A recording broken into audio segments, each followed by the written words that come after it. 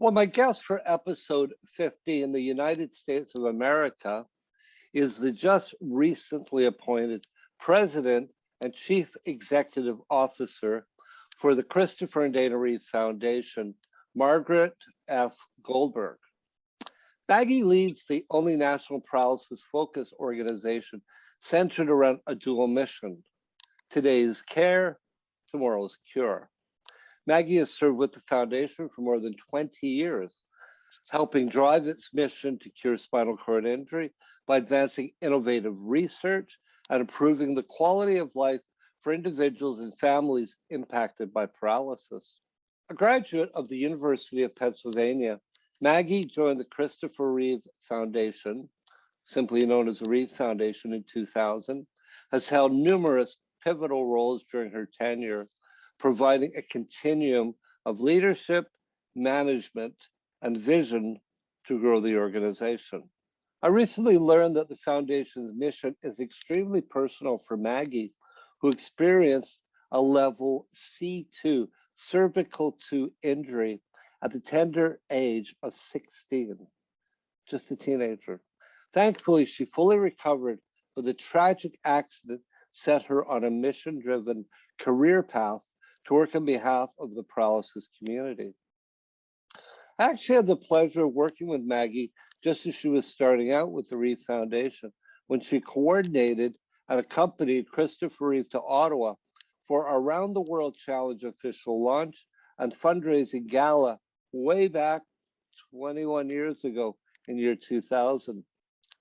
Maggie, great to see you again. Congratulations on your appointment as the new president and CEO. And most importantly, thank you for taking time out of your hectic schedule for this interview. It's great to see you, Mike. Thank you so much for having me. It's been a long time and I love, it's just wonderful to see you. Thank you. First question, what are your recollections from our Round the World Challenge Gala launch and fundraiser with Christopher Reeve in Ottawa in year 2000? So that was a really memorable event for me because I believe it was in the winter. I believe it might have been in January. Is that right? It was And actually December 2nd, one day before the big day, right? For International Day of People with Disabilities. was it As in 2000?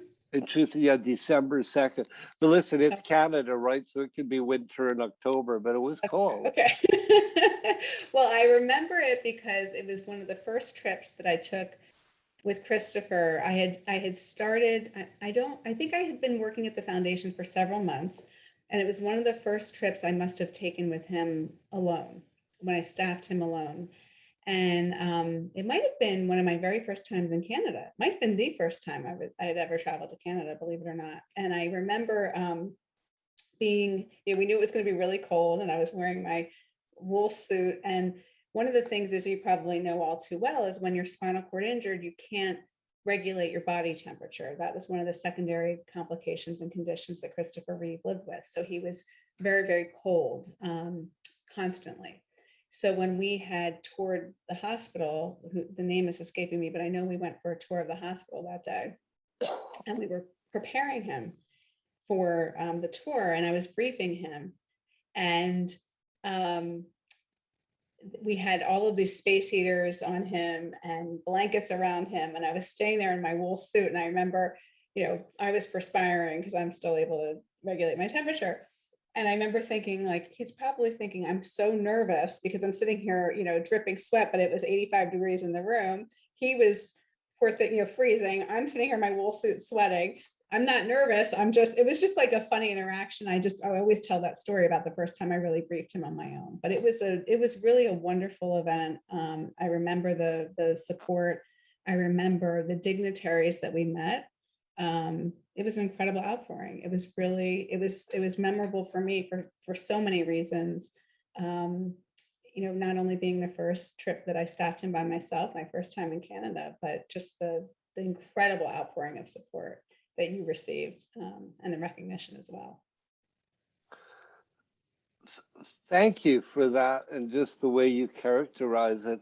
I have to laugh a little bit because Thank God we invited you in December and not January or February.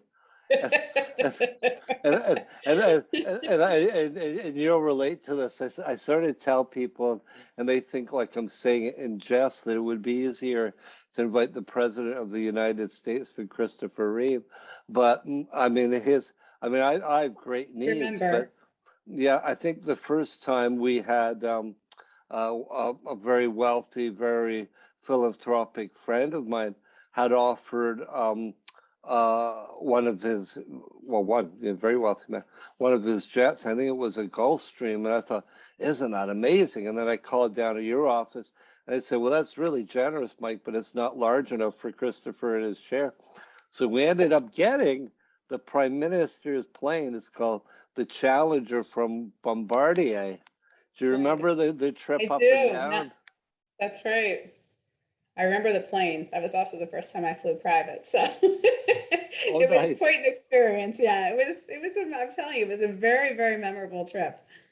And what do you remember about some of the messaging? Because I mean, I remember it vividly. I mean, you don't remember what you said on stage, but I remember that you could, and I know this has been said time and time again, but you could literally hear a pin drop. Nobody said a word when Christopher spoke, and he just had this magic of being able to grasp people and to have this one. Everybody felt like he was speaking to them, and there must have been 800 people. What do you remember about Chris's delivery at that event? Maybe just generally that was just one of his many gifts. I think he was so gifted as an orator because he did not, he spoke off the cuff. So he didn't have notes. Um, he didn't, ask someone, he couldn't use his hands or his arms. So everything was in his brain. And he would take time prior to his each public speaking event to really think about what he wanted to convey. And he would ask very detailed, specific questions about the event and the purpose and why he was there and what we wanted to help convey to the audience and what was the call to action and what was the connection. And he was very personally vested. He wouldn't show up somewhere unless there was a really important reason for him to be there. And um, in addition, so every word that came out of his mouth was um, extremely important and poignant, but his delivery was so effective as well because he spoke. He used a ventilator to breathe, so he had to time the cadence of his delivery with each breath that he took. So, the timing and the breath and the delivery were just, it almost appeared to be labored. And, um, it just, I think if one is not used to being in the presence of literally of Superman and someone who is so articulate and so moving, coupled with someone who's living with, quadriplegia and using a ventilator, it forces you to really, absorb it and take it all in. You literally could hear a pin drop anytime he spoke. He was that powerful. And it doesn't matter if you were in Ottawa or in Los Angeles or New York or Dallas, Texas. I mean, he was that effective every single time he was on stage. One of the things that we would say, if this injury had to happen to someone, Christopher Reeve was, I don't like to use the word blessing because having a spinal cord injury is never a blessing, but he was a born spokesperson, fundraiser. He knew how to advocate. He was doing all of this well before his injury. So he came into this role trained, and he was, extremely well educated. And he was a natural. 100% agree. I concur with everything you said. Anybody and everybody who was there always remembers that night. Now, as a little bit of a segue, or I should say a big segue, Christopher's 50th birthday party fundraiser was right in the center of Manhattan, New York City, year 2002. And it was such a milestone and another memorable event. What stood out for you?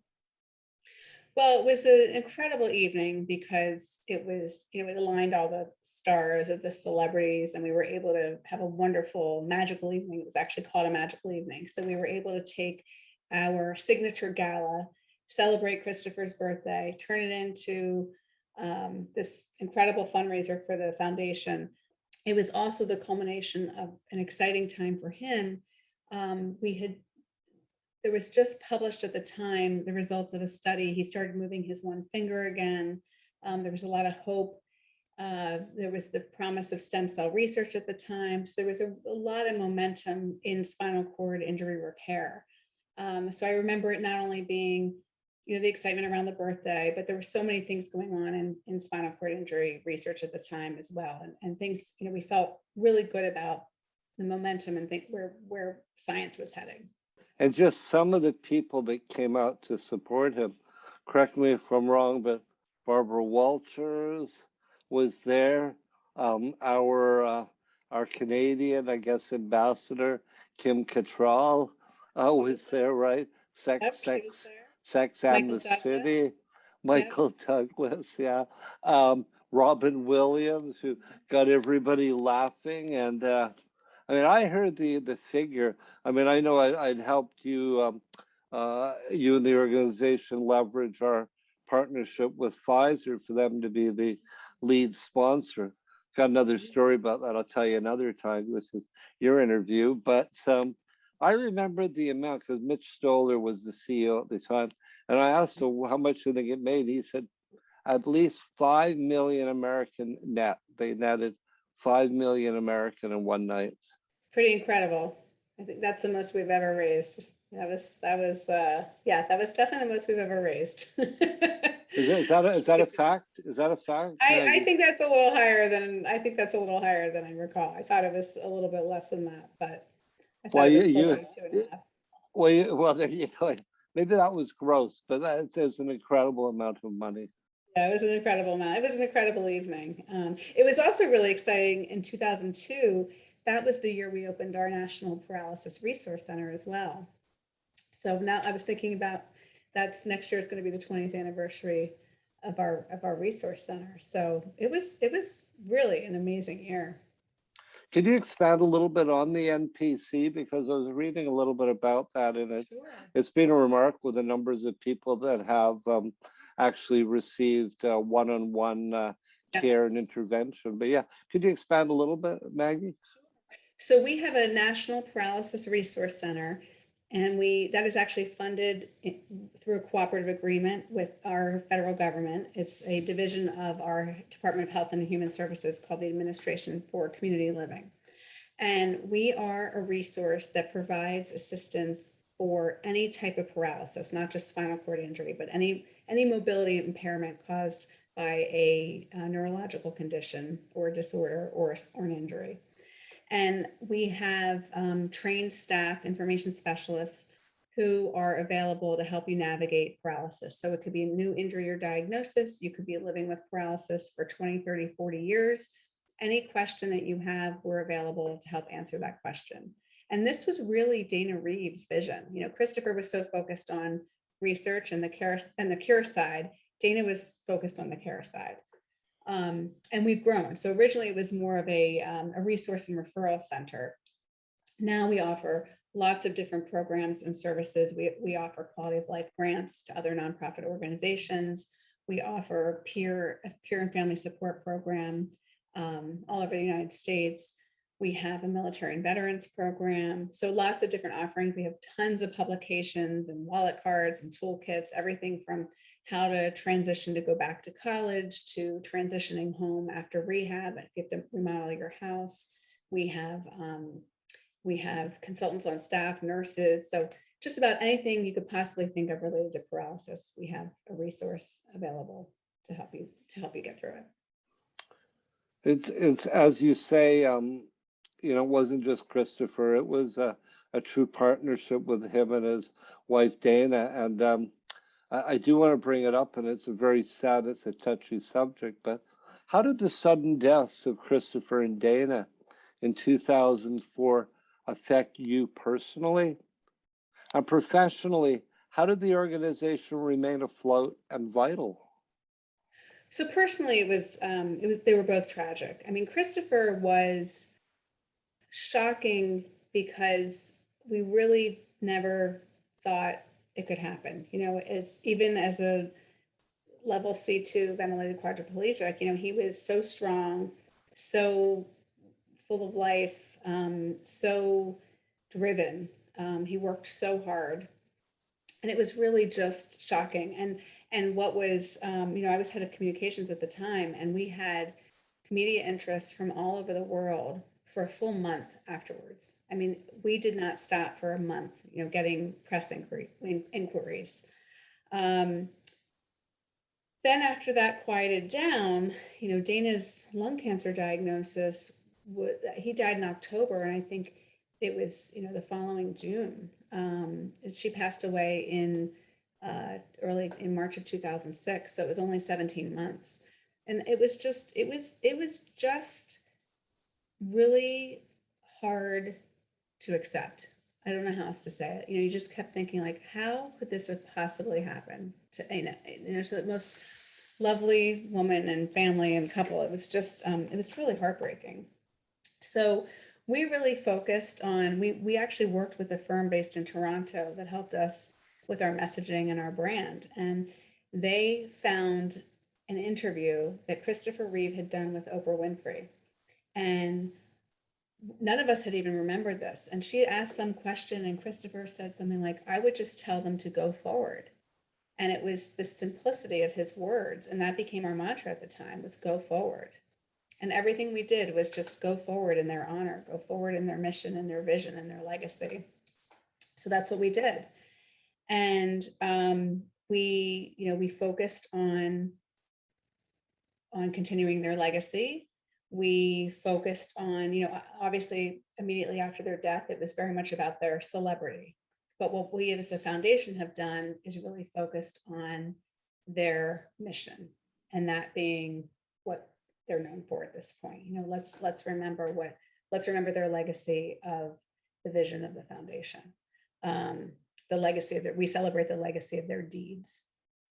I mean, you almost brought a tear to my eye, because I can't even imagine, what you guys went through being so close to him and, living the dream. And I can't imagine, I think it was 3 children through 2 marriages, right? But they were just such a young age. And thank you for opening up I think about that. working so closely with them, I always say, when you work with this community, you become so close to everyone that's impacted by paralysis, because it just affects you to your core. So, I would travel with them. I work closely with them. Dana Reeve came to the office. She got to know our staff members. These weren't just celebrity figureheads. I mean, they were really, really passionate and involved.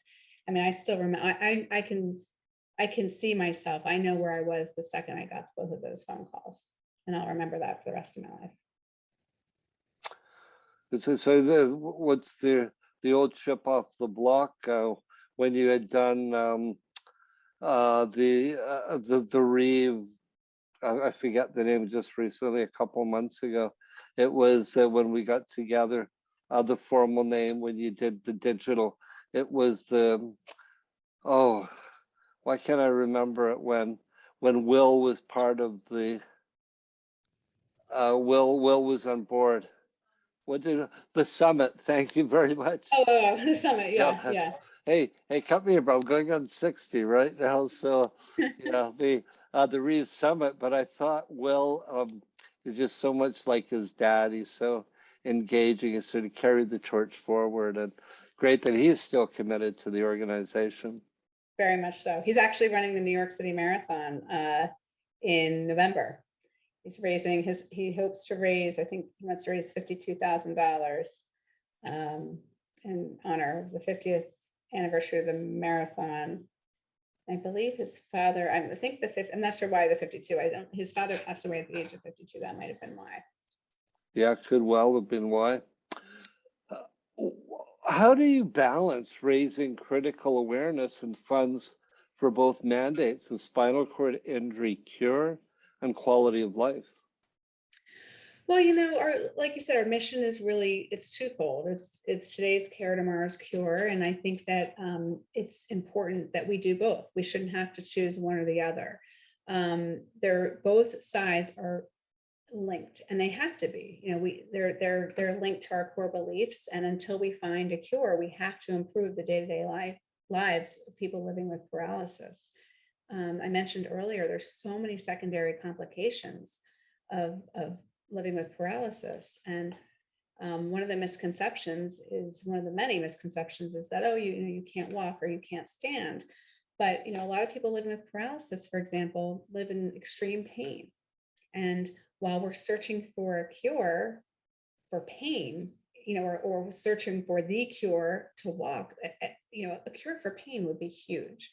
Let's find a way to cure or treat pain for those living with paralysis. What do we do about bladder, the loss of bladder control and bowel control and sexual function and temperature regulation and cardiovascular, all of these complications and secondary conditions we have to address.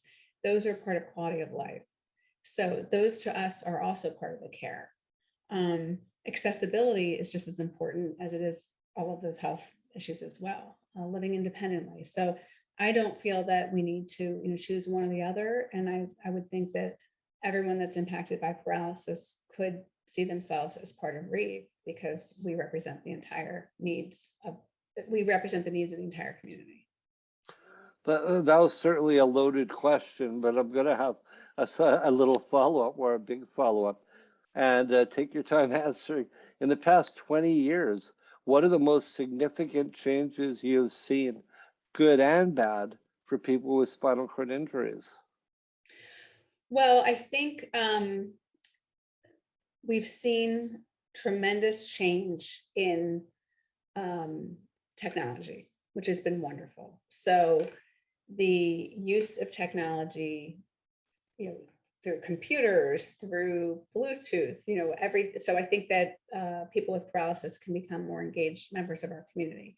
I think technology is an extremely promising area for research as well. We've seen everything from exoskeletons to epidural stimulators. So I think that's very, very exciting. And I think the pace of research has really picked up. So that's very, very good. I think, you asked about the bad. I think that there's still so far to come. Look at what we're reading most recently all summer in the news about airplane travel, for example. It's been excruciating for people using wheelchairs to fly. Wheelchairs are broken, they're lost. It's a nightmare, and our society should do better. That's just one example of something else that's, I don't know if this is similar in Canada, but I know in the States during COVID, in cities, many restaurants that are struggling, for example, without, now have outdoor seating, which is wonderful, except the outdoor seating is blocking the sidewalks. So people using wheelchairs can't even, navigate the sidewalks, or it's affecting curb cuts. So it's just, we have so far to go in accessibility becoming accepted standard practice, and really understanding and educating those who may not be familiar. Guys, this isn't that hard. This is just, you just need to understand how to that's what I'm looking for, implement it. Yeah, it's one thing to have legislation, and all the countries are getting on board, and the international coalition and so many nations have signed on to it. But if you don't have the accountability, it really means nothing. Right. That's right. In your new leadership role as president and CEO, where do you see the organization in, let's say, 2030? It's so funny because when you say 2030, it seems like it's so far away, but I guess it really isn't. I would say that our work, well, let me just step back. Our vision in the next 5 years is that our work and research have changed the culture and reality of spinal cord injury and paralysis. So we're hoping that the voices of our community will be elevated. Those living with paralysis will have a seat at the table, and will have achieved real equality. I mean, that's what I'd like to see. In addition to that, we'd like new treatments to be widely available to our community members, and we'd like to see several more in the pipeline. one of the things that we know now is that spinal cord injury is going to require a combination approach. So a combination of various devices, drugs, surgical interventions. There's going to be unique treatments and approaches to each injury. It's not just going to be one sort of magic treatment for everybody. So that's something that I see down the line as well. And our vision is to reach these outcomes, before 2030. That's what I see. It warms my heart to hear you, and it's not like I can hear almost the echo of Christopher and Dana. I mean, he believed it in his soul, and it sounds like it's being manifested now, if not over the next decade. Yeah, I mean, I still hear him in my ear. I feel like he was very much a man on a mission with a very short time frame. And so I feel that pressure every day. But I also, I also don't want to look backwards too much. We have a wonderful board of directors and a community that we serve, and many, many people, hundreds of thousands that are impacted by spinal cord injury that I serve as well now. So. Well, I just have one final question for you. If you could send one message to the 1.3 billion people plus in the world with disabilities, what would that one message be? That's a tough question. I think